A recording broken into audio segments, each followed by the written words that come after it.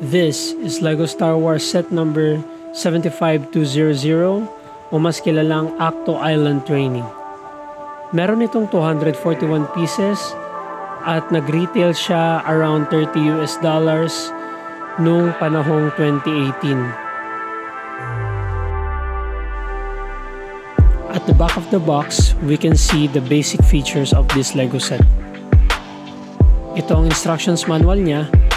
Hindi siya kalakihan, pero meron din siyang around 100 pages. Sa usapang minifigures naman, una natin pag-uusapan si Grandmaster Luke Skywalker. Sobrang ganda ng details ng minifigures na to. Sa printing sa harap, at saka sa likod. Medyo may kataasan na rin ang value ng minifigure na to since matagal na siya. Second out of 3 minifigures is si Rey, or mas kilalang Rey Skywalker. Nothing new sa minifigure na to. Sobrang common lang nito. May kasama na rin siyang lightsaber.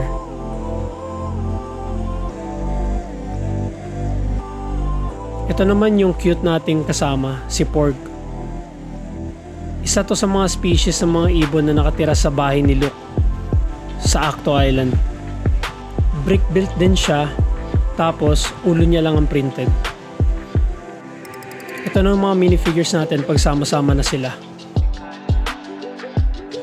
This is the set itself. Meron siyang cute na curtain sa harap para sa konting privacy. This is the interior. Sobrang classy looking at cozy tingnan. May kasama rin siyang bato na nabubuksan. Meron siyang kyber crystal sa loob. Isa ang kyber crystal sa mga kasangkapan upang makabuo ng isang lightsaber. Natatanggal din ang bubong nito para mas mapadali ang paglalaro sa loob. Total, ginawa naman to para sa mga bata. Since nangongolekta lang ako, ipang di-display ko lang siya. Meron siyang cute na lamesa sa loob na natatanggal. May nakapatong na lampara at isang baso. Sa ilalim ng lamesa, merong storage compartment. Sa ibabaw nito, merong cute na kaldero. Ngayon lang ako nakakita ng kaldero na gawa sa LEGO. Sobrang unique ng piece na to para sa akin. Sunod na feature, meron siyang lever na pag pinindot mo, lilipad yung pader. Meron ding isda na sobrang unique ng pagkakamold ng plastic. Sobrang detailed. Next, meron tayong lugar kung saan pwede magluto si Luke. Stickers, pang-enhance ng details. Konting pebble stone design sa harap para magmukhang bahay talaga na gawa sa bato. Ito naman ang kabilang side. Dito natin pwede ipatong yung cute nating Porg. Meron din tayong spinning platform para sa isa sa mga minifigures natin. Kahit sino na sa kanila pwede natin dito ilagay.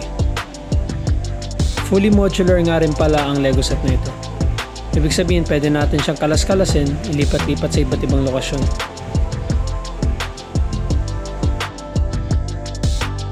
Ito na itsura niya pag tinanggal na natin lahat. Overall, sobrang natuwa ako sa LEGO set na ito. Unang-una sa lahat, dito lang natin pwede makuha si Grandmaster Luke Skywalker na minifigure na wala sa kahit na anumang ibang set na nilabas. Bonus, meron ka pang Rey at saka Porg minifigures.